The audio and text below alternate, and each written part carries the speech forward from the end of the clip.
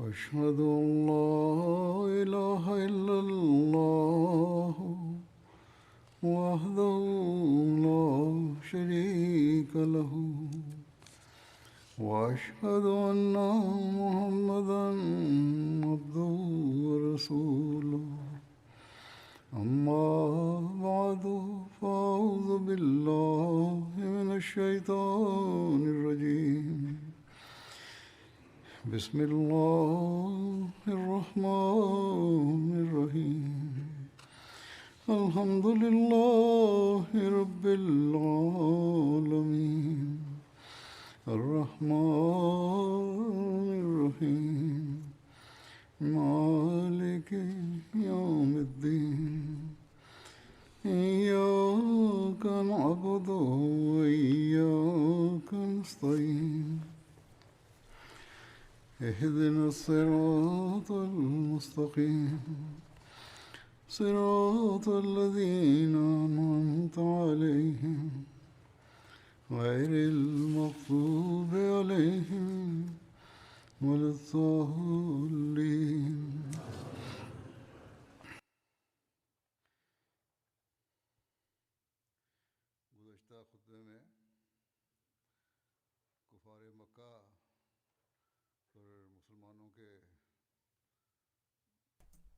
In de vorige vrijdagpreek werd tijdens het vermelden van een voorval van de ongelovigen van Mekka, die werden overrompeld door de moslims, waarin werd vermeld dat een meningsverschil tussen Abu Jahl en Utba ontstond met betrekking tot de strijd. Bij het horen van de beschimpingen van Abu Jahl, Utba verklaarde dat hij zou deelnemen aan de oorlog en dus een strijd begon. In de details hierover staat geschreven dat Utba bin Rabia op weg ging, lopend tussen zijn broer Shaba bin Rabia en zijn zoon Walid bin Utba. Zij overschreden alle rangen en vroegen om een duel. Hazrat Ali radiyallahu anhu vertelt dat Utba bin Rabia naar voren stapte, gevolgd door zijn zoon en broer, en vroeg wie met hem wilde vechten.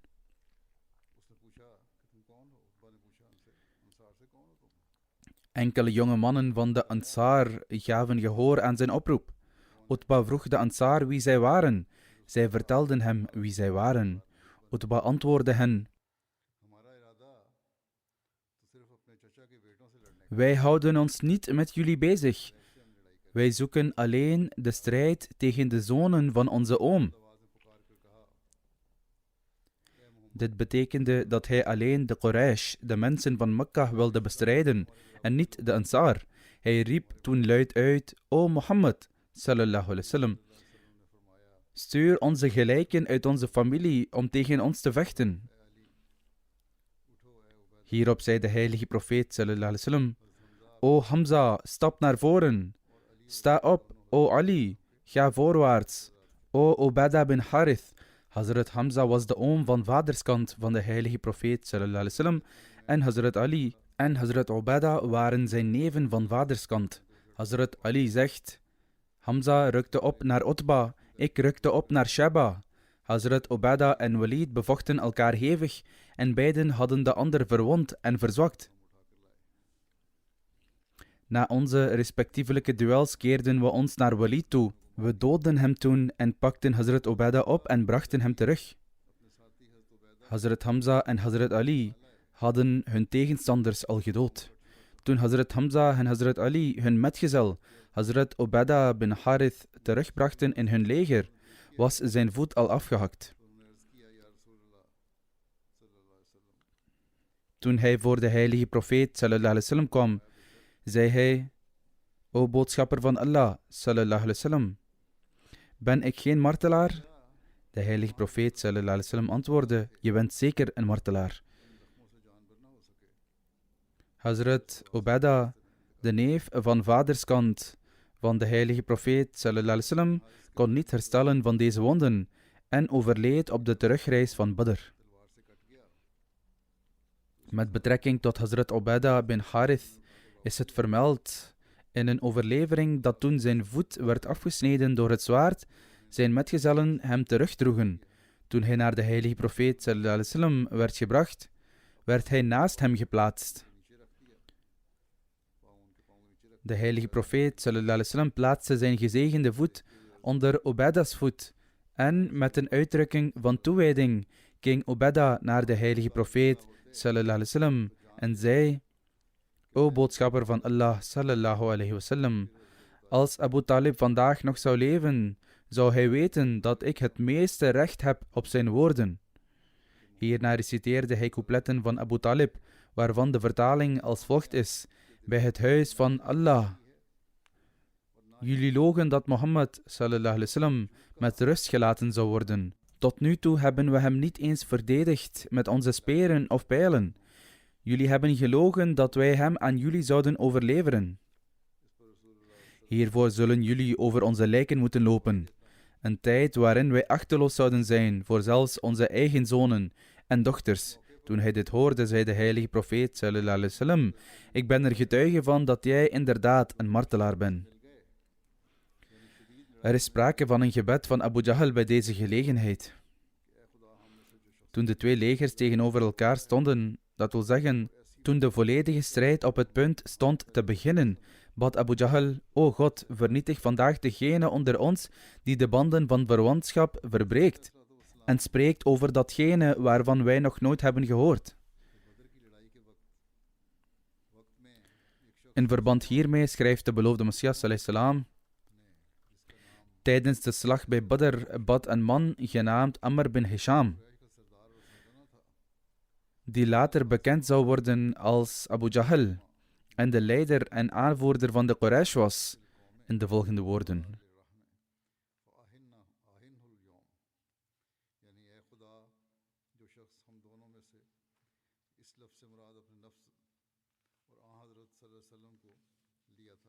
O God, wie onder ons? Hier bedoelt hij zichzelf en de heilige profeet sallallahu alaihi wasallam. Wie onder ons naar uw schatting de meest opstandige van ons volk is, verdeeldheid veroorzaakt en het middel wordt om de banden van verwantschap te verbreken, door familiebanden te verbreken en de mensen van hun rechten te beroven, vernietig hem vandaag. Wat Abu Jahl bedoelde met deze woorden was dat, God verhoede, de heilige profeet sallallahu alaihi wasallam een onheilstichter was, die spanningen onder de mensen heeft veroorzaakt en dat hij ten onrechte tweedracht heeft gezaaid binnen de religie van de Quraysh en dat hij alle rechten van de mensen had geschonden en het middel was geworden om de banden van verwantschap door te snijden. Het lijkt erop dat Abu Jahl er zeker van was dat, God verhoede, het leven van de heilige profeet sallallahu alaihi wasallam onheilig en onrein was. Het was toen dat hij het oprechte gebed deed, maar hij was niet in staat om te leven, misschien zelfs een uur na het doen van dit gebed, en de toorn van God trof hem en hakte zijn hoofd af op die plaats. Aan de andere kant kwam degene wiens reine leven hij placht te belasteren als overwinnaar van dat slagveld tevoorschijn. Scènes van het slagveld zijn beschreven in een plaats dat er bloed was over het hele slagveld.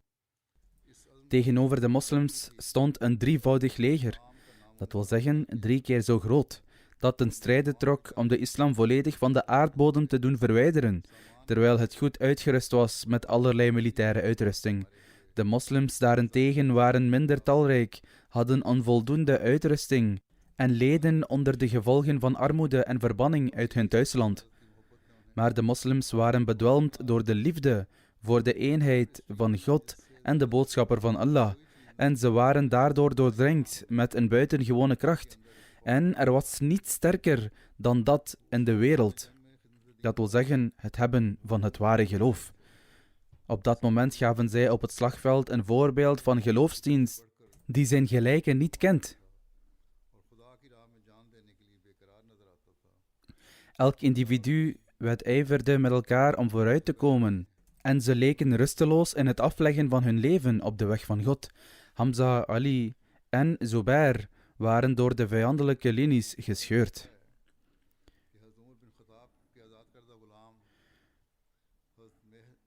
over de eerste martelaar onder de moslims is vastgelegd dat Hazrat Mihja, de bevrijde slaaf van Hazrat Umar, een doelwit van pijlen werd en zo de marteldood stierf. Hij was de eerste onder de moslims die het martelaarschap omarmde. Daarna bereikte Hazrat Haritha bin Suraqa, een persoon van de Bani Adi bin Najjar-stam, het martelaarschap.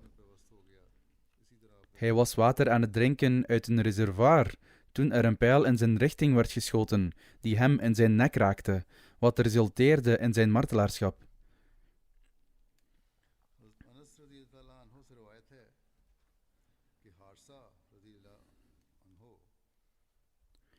Hazrat Anas vertelt dat Haritha bin Suraqa bin Harith radiyallahu anhu werd gemarteld in de slag bij Badr toen hij nog een jongeling was. Zijn moeder Rabia bint Nadr, de tante van Hazrat Anas, ging toen naar de heilige profeet sallallahu alaihi wasallam en zei: O boodschapper van Allah, u weet heel goed hoeveel respect ik had voor Haritha radiyallahu anhu. Als hij in het paradijs is, zal ik geduldig blijven en hopen op beloning. Maar als het iets anders is dan dit, dan zal u zien wat ik zal doen. De heilige profeet sallallahu alaihi wasallam antwoordde: helaas, ben je gek geworden? Is er maar één paradijs? De heilige profeet sallallahu alaihi wasallam zei toen: er zijn vele paradijzen en uw zoon is in Jannatul Firdaus.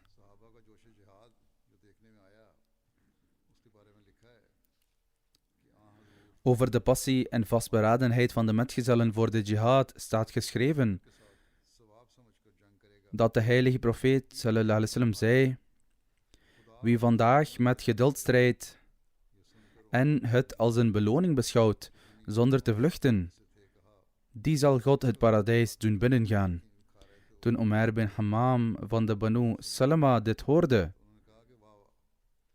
had hij wat dadels in de hand die hij op dat moment aan het eten was. Toen hij dit hoorde, zei hij: hoe geweldig is dit! Het enige wat tussen mij en het paradijs staat, is als deze mensen mij doden. Hij pakte toen zijn zwaard en vocht tot hij de marteldood stierf. Auf bin Harith, zoon van Afra, vroeg aan de heilige profeet sallallahu alaihi wasallam: O boodschapper van Allah sallallahu alaihi wasallam, welke daad van zijn dienaar behaagt Allah Almachtig? Hij antwoordde: om een vijand te doden zonder een wapenuitrusting te dragen, enzovoort. Hierop verwijderde hij al zijn harnassen en gooide ze weg, en na het doden van vele ongelovigen werd hij gemarteld. In een overlevering van Sahih al-Bukhari over het doden van Abu Jahl verklaart Hazrat Abdurrahman bin Auf radiyallahu anhu: ik stond in de rijen tijdens de slag om Badr. Toen ik om me heen keek, zag ik 2 jonge jongens rechts en links van me.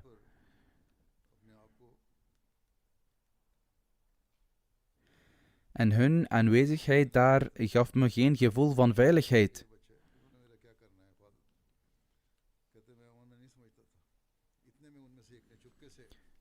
Ik dacht bij mezelf dat dit jonge mannen of jongens waren.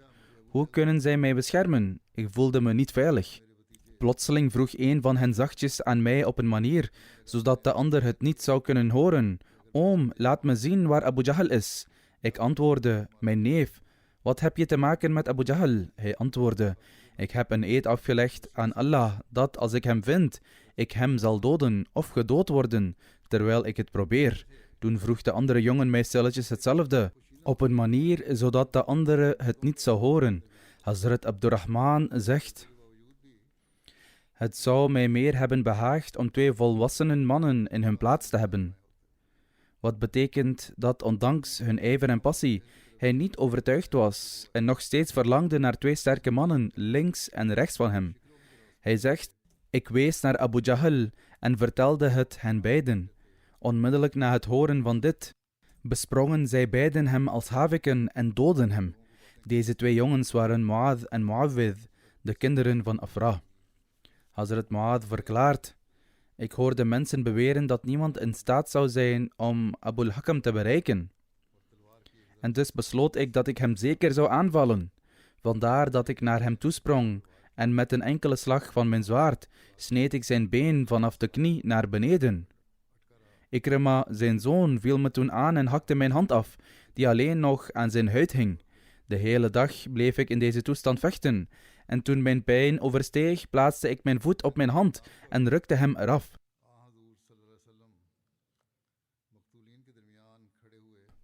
Na het einde van de strijd, de heilige profeet sallallahu alaihi wasallam stond tussen de doden en begon te zoeken naar Abu Jahl. Toen hij hem niet kon vinden, bad hij: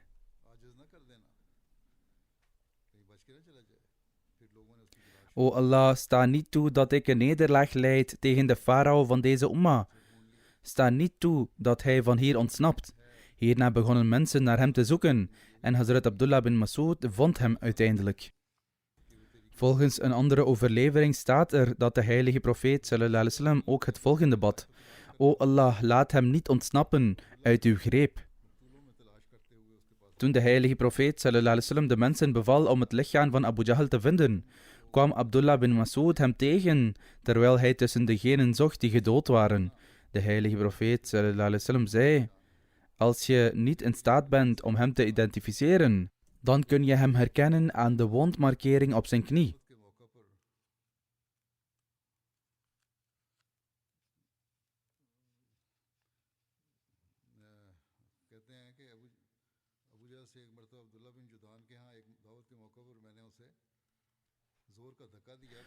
Op een keer, ter gelegenheid van een maaltijd georganiseerd door Abdullah bin Judaan, duwde ik Abu Jahl met zo'n kracht dat hij op zijn knieën viel en hij verwondde zijn knie. En het merkteken van de wond blijft nog steeds op zijn knie. Ibn Mas'ud verklaart: ik slaagde erin om hem te identificeren door diezelfde markering. En op het moment dat hij zijn laatste adem uitblies. Ik plaatste mijn voet op zijn nek omdat hij mij in Mekka veel pijn had gedaan. Toen zei ik: O vijand van God, heb je gezien hoe God jou vernederd heeft? Daarop zei hij: waarom zou ik mij dan vernederd voelen? Als jij erin slaagt om iemand te doden, dan is er niets meer aan. Maar heb je ooit iemand gedood die een hogere rang heeft dan ik? Vertel me nu eens, wie heeft er gewonnen in de strijd? Hazrat Abdullah bin Mas'ud verklaart: in zijn laatste momenten, terwijl ik mijn voet op zijn nek had geplaatst, zei Abu Jahl tegen mij: O jij nederige herder, je hebt voet gezet op een plek waar je dat niet had moeten doen. Abdullah bin Mas'ud verklaart: ik hakte toen zijn hoofd af en bracht het voor de heilige profeet sallallahu alaihi wasallam en plaatste het aan zijn voeten en zei nederig: O boodschapper van Allah sallallahu alaihi wasallam, dit is het hoofd van Abu Jahl, de vijand van God. Hierop uitte de heilige profeet sallallahu alaihi wasallam zijn dankbaarheid aan God en zei: heilig is hij die geen partner heeft. Dit is een overlevering van Ibn Hisham. In een ander verhaal, toen Hazrat Abdullah bin Mas'ud radiyallahu anhu Abu Jahl doodde, kwam hij voor de heilige profeet sallallahu alaihi wasallam en informeerde de heilige profeet sallallahu alaihi wasallam over de dood van Abu Jahl. De heilige profeet sallallahu alaihi wasallam liep toen naast Hazrat Abdullah bin Mas'ud en zei: bij Allah, er is niemand die aanbidding waard is behalve hij. Abdullah bin Mas'ud herhaalde hetzelfde: bij Allah, er is niemand die aanbidding waard is behalve hij. De heilige profeet sallallahu alaihi wasallam stond toen naast het dode lichaam van Abu Jahl en zei: O vijand van Allah, alle lof zij Allah, die jou vernederd heeft. Hazrat Qatada vertelt dat de heilige profeet sallallahu alaihi wasallam zei: elke umma heeft een farao en de farao van mijn umma is Abu Jahl. Allah de Almachtige zorgde ervoor dat hij zeer ernstig gedood werd. De twee zonen van Afra vielen hem aan, evenals de engelen. En Abdullah bin Mas'ud maakte een einde aan hem.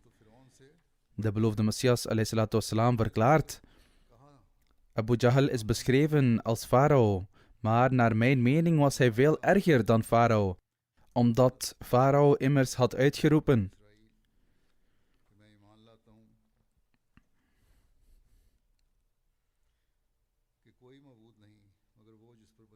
ik geloof dat er geen andere God is dan hij. in wie de kinderen van Israël geloven. Maar hij, dat wil zeggen Abu Jahl, accepteerde helemaal niet. Alle wanorde in Mekka was aan hem te danken. Hij was extreem arrogant, egoïstisch en aanmatigend. De beloofde Messias a.s. verklaart, net zoals profeet Mozes a.s. redde ook de heilige profeet a.s. de vrome mensen van zijn natie, van de vrede en bloeddorstige mensen. En hij bracht hen van Mekka naar Medina, net zoals profeet Mozes a.s. dat deed. Abu Jahl, die de farao van deze umma was, kwam om op het slagveld van Badr. Hazrat Muslih Maud radiyallahu anhu verklaart, ter gelegenheid van Badr, toen de ongelovigen van Mekka kwamen, waren zij ervan overtuigd dat zij nu zeker de moslims zouden doden. Abu Jahl verklaarde dat zij feest zouden vieren en veel wijn zouden drinken. Ze waren vastberaden om niet terug te keren zonder de moslims te doden. Abu Jahl werd echter gedood door 2 jongeren van Medina.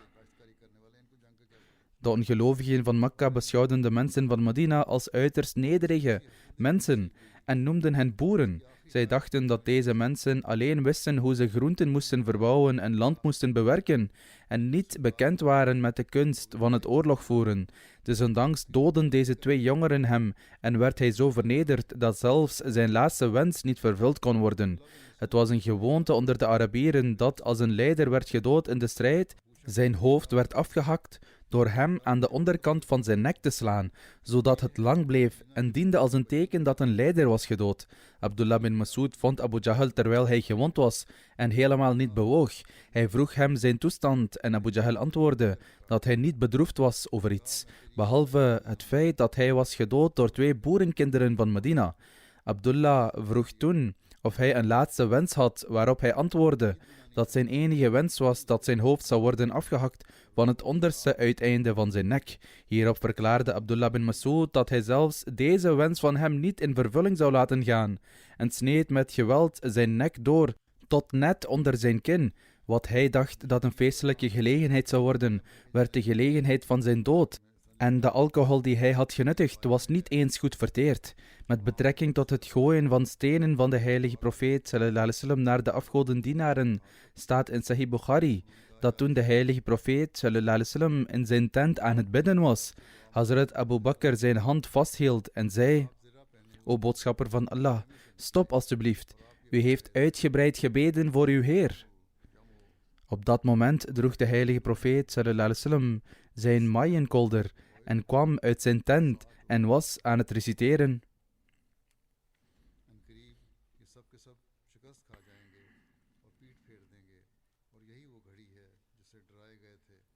Zeer binnenkort zullen zij allen verslagen worden. En dit is inderdaad het uur waarvoor zij eerder gewaarschuwd waren.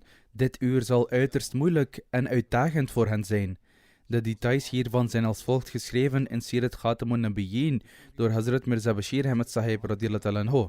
Dus of het nu Muhajirin of Ansar waren, beiden vochten dapper en oprecht. Echter de vijandelijke aantallen en zijn sterkte en uitrusting bleken een bijna onverwoestbare kracht te zijn. En de uitkomst van de oorlog bleef enige tijd onduidelijk. De heilige profeet sallallahu alaihi wasallam was onophoudelijk bezig met vurige smeekbeden.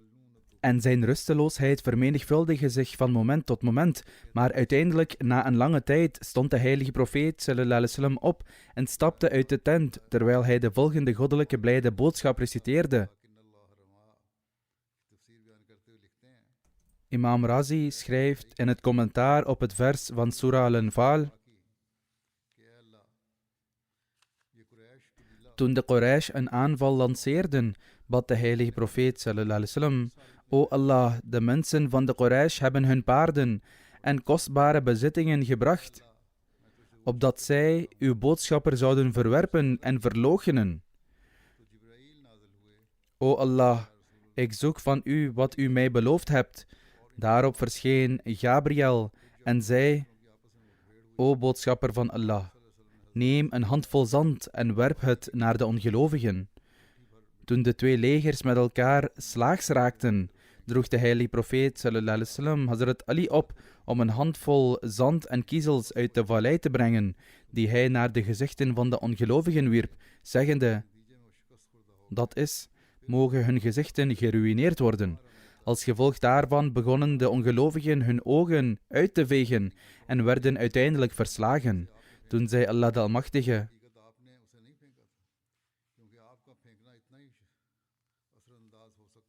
dat is, jij was het niet die de handvol zand gooide, want jouw worp zou slechts het effect hebben van een menselijke worp. In werkelijkheid was het Allah die het gooide, waardoor het zand hun ogen binnendrong. Hoewel de heilige profeet sallallahu alaihi wasallam de handeling van het gooien uitvoerde, manifesteerde de impact ervan zich door Allah de Almachtige. Terwijl hij de gebeurtenissen van dit slagveld beschrijft, schrijft Hazrat Mirza Bashir Ahmad Sahib: toen hij zijn tent verliet, wierp de heilige profeet sallallahu alaihi wasallam een blik in alle 4 richtingen en vond het slagveld verhit door bloedvergieten. Op dat moment nam de heilige profeet sallallahu alaihi wasallam een handvol zand en kiezelstenen en gooide ze naar de ongelovigen en riep vurig, wat betekende: mogen hun gezichten geruïneerd worden. Toen riep de heilige profeet sallallahu alaihi wasallam de metgezellen op tot een plotselinge aanval. Toen de stem van hun geliefde meester hun oren bereikte, hieven ze een leuze van Gods grootheid aan en rukten onmiddellijk op. Aan de andere kant had de heilige profeet sallallahu alaihi wasallam nog maar net een handvol zand gegooid, toen een windvlaag de ogen, monden en neuzen van de ongelovigen met kiezels begon te vullen.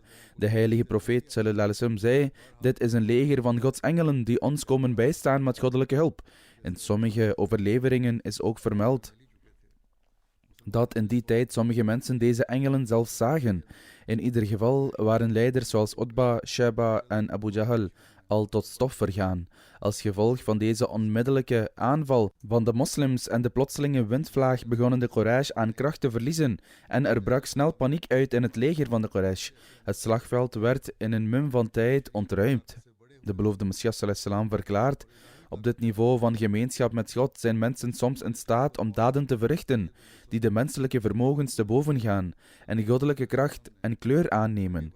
Bijvoorbeeld onze meester en leider van alle profeten, het zegel der profeten, sallallahu alaihi wasallam, wierp een handvol kiezelstenen naar de ongelovigen tijdens de slag bij Badr.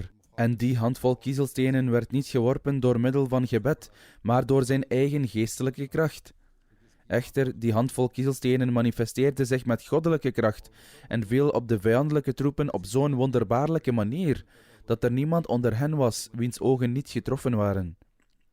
Ze werden allemaal alsof ze blind waren en werden overmand door verbazing en angst, waardoor ze zinloos wegrenden. Het is dit wonder waarnaar Allah de Almachtige verwijst in dit vers, namelijk: toen jij die handvol gooide, gooide niet jij die, maar God, de Almachtige, gooide die. Met andere woorden, goddelijke kracht manifesteerde zich heimelijk. Dit was niet het gevolg van louter menselijke kracht. Toch vertoonden de afgodendienaren binnen korte tijd tekenen van mislukking en frustratie. Hun gelederen waren in wanorde door de felle aanvallen van de moslims. Ze raakten in paniek en renden weg. De moslims achtervolgden hen en versloegen hen. Met betrekking tot de sterke passie en ijver van Hazrat Sa'ad in zijn verzet tegen de ongelovigen, is er opgetekend dat toen de vijand uiteindelijk zijn nederlaag toegaf en hun wapens neergooide, de metgezellen de ongelovigen gevangen begonnen te nemen. Hierop zag de heilige profeet sallallahu alaihi wasallam's ongenoegen in Hazrat Sa'ad's uitdrukking. Met andere woorden, hij keek met ongenoegen naar de handelwijze van de moslims.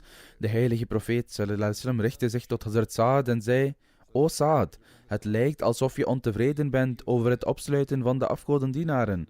Hazrat Sa'ad antwoordde: inderdaad, o boodschapper van Allah sallallahu alaihi wasallam, dit is onze eerste strijd en overwinning tegen de afgodendienaren. En naar mijn mening is het beter om zoveel mogelijk van hen te doden, in tegenstelling tot hen in leven te houden. Hij gaf aan dat hij hen niet gevangen wilde houden, maar dat hij hen allen wilde doden. Met betrekking tot de engelen die neerdaalden tijdens de slag bij Badr, zegt Allah de Almachtige in de heilige Koran: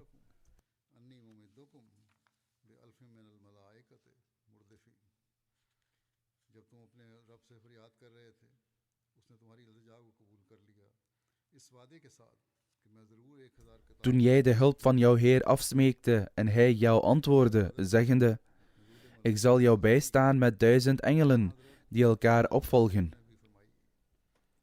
De heilige profeet sallallahu alaihi wasallam heeft ook getuigd van het feit dat engelen neerdaalden tijdens de slag bij Badr. Op de dag dat de slag bij Badr plaatsvond, zei de heilige profeet sallallahu alaihi wasallam: zie, Gabriel, hij houdt de teugels van zijn paard vast en is uitgerust met oorlogswapens. Vele overleveringen van de metgezellen die zijn opgetekend in Sirat ibn Hisham bevestigen dat engelen neerdaalden tijdens de slag van Badr. Er zijn veel overleveringen van de metgezellen die hierop betrekking hebben. De engel Gabriel verscheen voor de heilige profeet sallallahu alaihi wasallam en zei: onder de moslims, hoe rangschikt u de mensen die deelnamen aan de slag van Badr? De heilige profeet sallallahu alaihi wasallam antwoordde: zij zijn de beste moslims. Of een uitspraak van deze aard. Gabriel antwoordde: op dezelfde manier zijn die engelen de meest superieure die deelnamen aan de slag van Badr. Een biograaf heeft ook een verhaal opgetekend van Hazrat ibn Abbas die verklaart: een man van de Banu Ghaffar vertelde me het volgende: mijn neef van vaderskant en ik beklommen een berg, van waar we het slagveld van Badr konden zien. We waren afgodendienaars en wachten om te zien wie er verslagen zou worden, zodat we ons bij de plunderaars konden voegen. Terwijl wij op die berg waren, naderde ons een wolk. Daaruit hoorden wij het geluid van hinnikende paarden. Toen hoorde ik een stem die riep: O Hazom, ga vooruit. Bij het horen van die stem barstte het hart van mijn neef van vaderskant en hij stierf ten plekke. Wat mij betreft, ook ik was de dood nabij. Echter, ik was in staat om mezelf bij elkaar te houden. Suhail bin Amr, die toen een ongelovige was, zegt: op de dag van de slag bij Badr zag ik mensen gekleed in het wit, die op zwart-wit gevlekte paarden reden. Zij bevonden zich tussen de hemel en de aarde en doden en namen de mensen van de Quraysh gevangen. Het waren dus niet alleen de moslims die engelen zagen tijdens de slag bij Badr, maar ook de ongelovigen zagen hen. Abu Usaid Malik bin Rabia, die aanwezig was tijdens de slag om Badr, vertelt over een voorval nadat hij zijn gezichtsvermogen had verloren.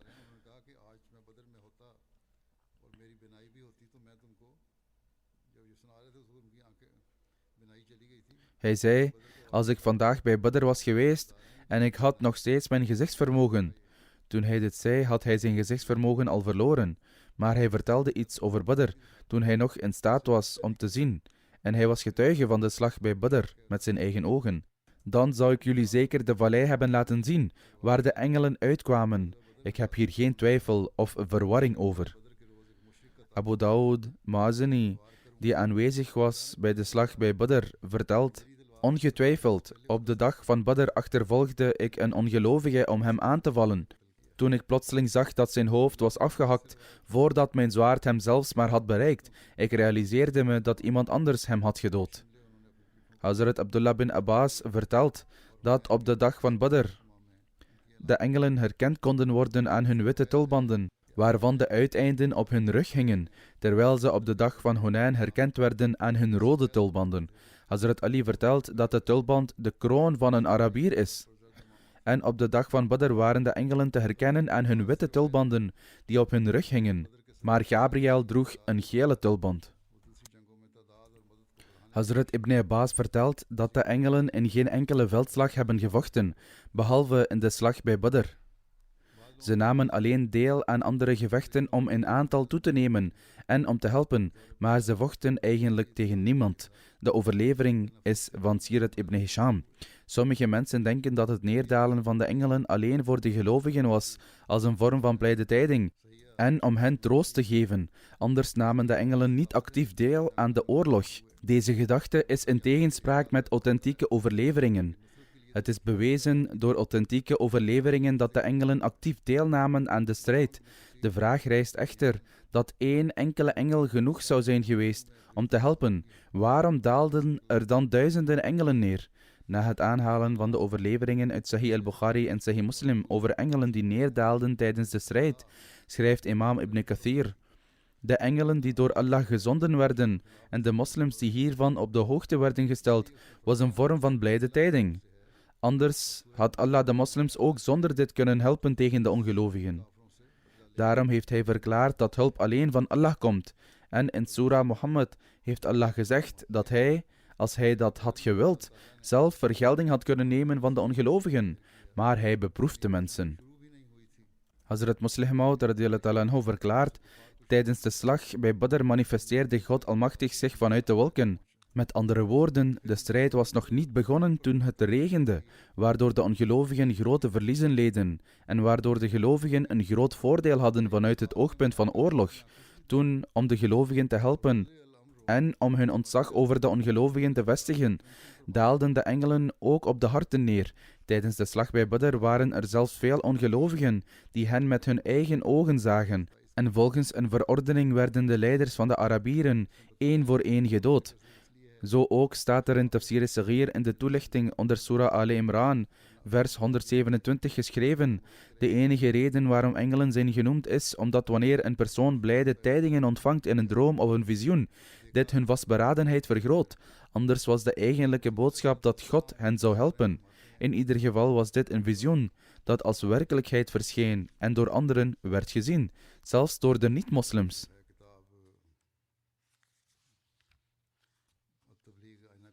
De beloofde Messias ﷺ schrijft hierover in het Tabligh, dat een deel is van Aina Kamalat Islam, dat in het Arabisch is. De Arabische vertalers zeggen soms dat wanneer ik langere passages voorlees, het hen moeilijkheden oplevert bij het vertalen. En daarom probeer ik ook het Arabisch voor te lezen. De beloofde Messias ﷺ verklaart: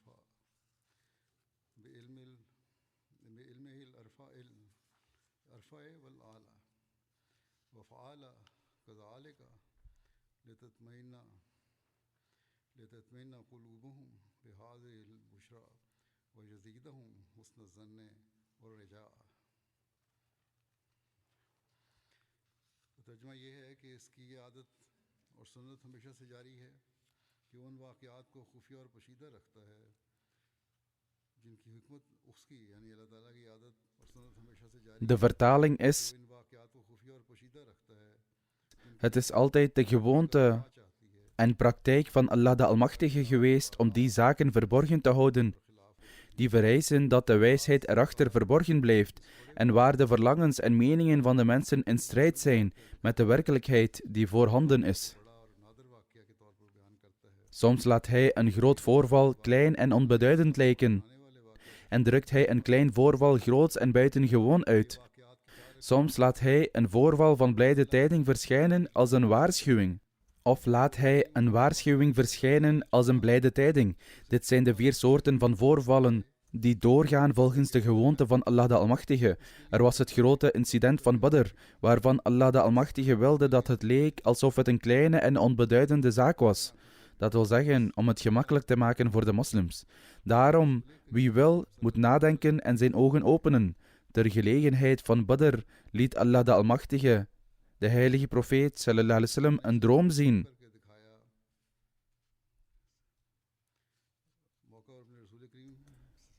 Waarin de vijanden van de islam kleiner in aantal leken,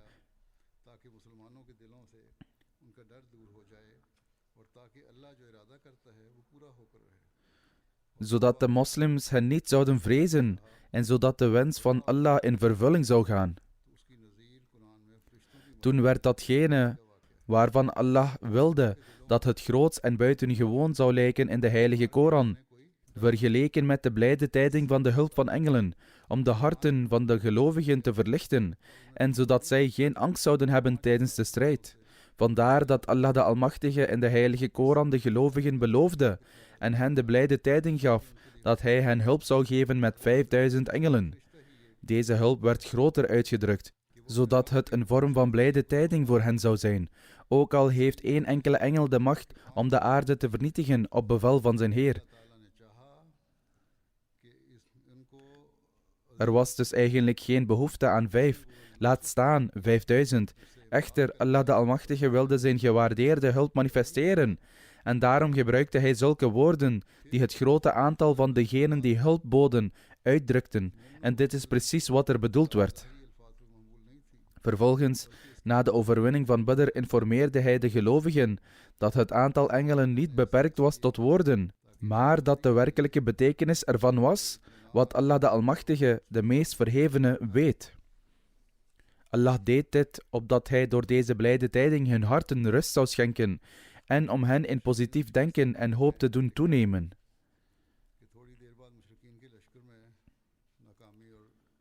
Over de nederlaag van de ongelovigen staat geschreven dat het ongelovige leger na korte tijd tekenen van verslagenheid en hulpeloosheid begon te vertonen. Toen de openlijke oorlogsvoering begon, hun gelederen werden volledig overhoop gehaald door de felle aanvallen van de moslims. De strijd was bijna voorbij, zoals eerder vermeld, en de ongelovigen trokken zich ongeorganiseerd terug, en het werd een stormloop. De moslims volgden hen, doodden hen, sloegen hen en namen hen gevangen, totdat ze een klinkende nederlaag leden. In een overlevering wordt vermeld dat deze slag een vernederende nederlaag was voor de afgodendienaren en een duidelijke overwinning voor de moslims. In de strijd stierven 14 moslims, 6 van de Muhajirin en 8 van de Ansar. Daarentegen leden de afgodendienaren een zware nederlaag. 70 van hun mannen werden gedood en 70 werden gevangen genomen, waarvan de meesten de vooraanstaande leiders van de Quraysh waren. De metgezellen die werden gemarteld in de slag bij Badr waren in totaal 14, zoals eerder vermeld. 6 van hen waren van de Muhajirin en 8 waren van onder de Ansar. De namen van de Muhajirin waren Ubadah bin Harith bin Muttalib, Umair bin Abi Waqas, Dhus Shamalain, dat wil zeggen Umair bin Amr, Aqil bin Bukair, Mihja, de bevrijde slaaf van Umar bin al-Khattab, Safwan bin Beda. De metgezellen onder de Ansar waren Saad bin Khathma, Mubashir bin Abdul Mundhir, Yazid bin Harith, Umair bin Humam, Rafi bin Mualla, Haritha bin Suraqa. Onder de afgodendienaren werden 70 mannen gedood. Quraish के सरदार थे चंद अहम और नामवर मुक्तुलीन के नाम ये हैं हंजला बिन अबू Sufiyan van wie de meesten de leiders van de Quraysh waren. De prominente namen van degenen die werden gedood zijn als volgt: Hanzala bin Abu Sufyan, बिन Saeed Harith bin Hadrami, Amr bin Hadrami, Ubaid bin Said bin al-As, As bin Said bin al-As, Uqba bin Abi Mu'ayt, बिन Aamir Utba bin Rabi'a, Shaba bin Rabi'a, Walid bin Utba bin Rabi'a, Harith bin Amir al-Bukhtari, As bin Hisham, Nadhr bin Harith, Abul As bin Qais, आस बिन शाम का नाम ये दो दफ़ा है या दो शख्स है अबुल आस बिन कैस उमैया बिन खल्फ As bin Hisham is 2 keer genoemd, of het zijn 2 aparte mensen. अक्सरियत उनकी थी Umayya bin Khalf, Abu Jahl, wiens naam Amr bin Hisham was. De meerderheid van deze mensen waren degenen die de moslims en de heilige profeet sallallahu alaihi wasallam in Mekka kwaad zouden berokkenen.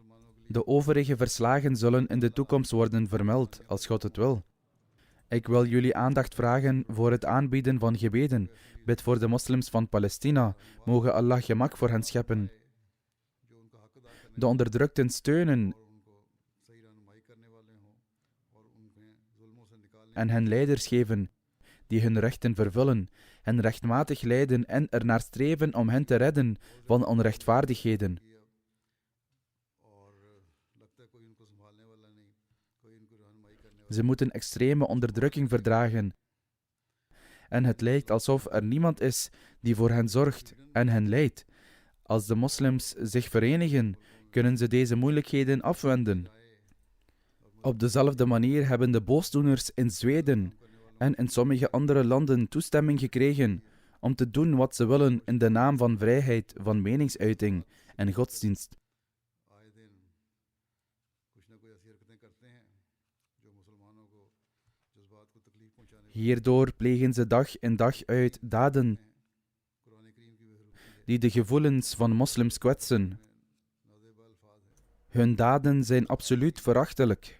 Ze onteren de heilige Koran of gebruiken grove taal tegen de heilige profeet sallallahu alaihi wasallam. Allah de Almachtige is degene die hen kan grijpen. Zelfs hiervoor zijn de moslimregeringen schuldig.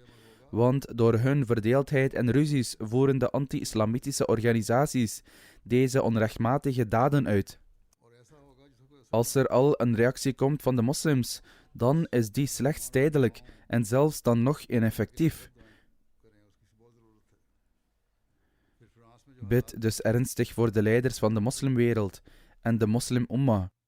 Hier is grote behoefte aan, zelfs de situatie in Frankrijk. De moslims worden tot doelwit gemaakt. उनका भी साथ मिलके तोड़ फोड़ से कुछ हासिल De reactie van de moslims is ook verkeerd en degenen die hen helpen. को अपने अमल इस्लामी Er zal niets worden bereikt door wanorde en geweld. मुसलमानों के कौलो fail De moslims moeten handelen in overeenstemming met de islamitische leer. Alleen wanneer hun woorden en daden in overeenstemming zijn met de islamitische leer, zullen ze enige vorm van succes bereiken. In ieder geval kunnen we alleen maar bidden. Bid dus vooral voor de moslimwereld en ook voor de wereld in het algemeen, dat Allah de Almachtige iedereen mag beschermen tegen onrechtvaardigheden en vrede en harmonie mag brengen in de wereld.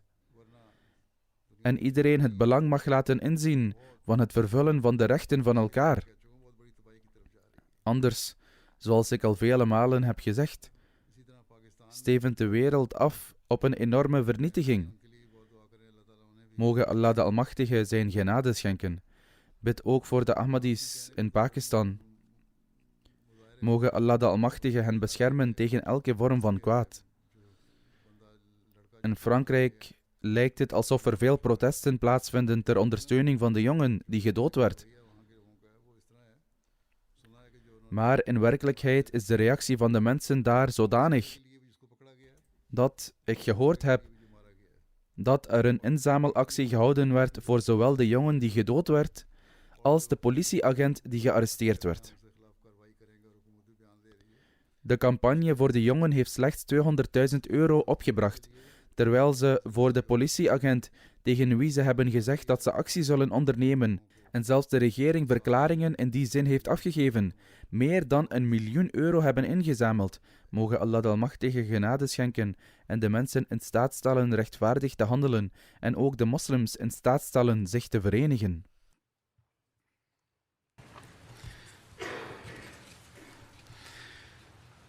Alhamdulillah, nahmaduhu wa nasta'inuhu wa nastaghfiruhu wa nu'minu bihi wa natawakkalu alayhi wa na'udhu billahi min shururi anfusina wa min sayyiati a'malina. Man yahdihillahu fala mudilla lahu ومن يضلل فلا هادي له ونشهد أن لا إله إلا الله ونشهد أن محمدا عبده ورسوله.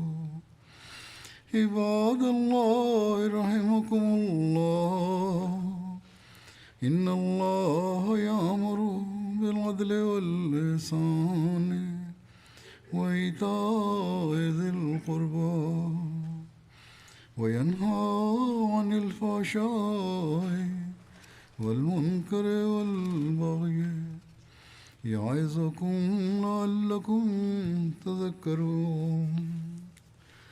اذكروا الله يذكركم وادعوه يستجب لكم ولذكر الله أكبر.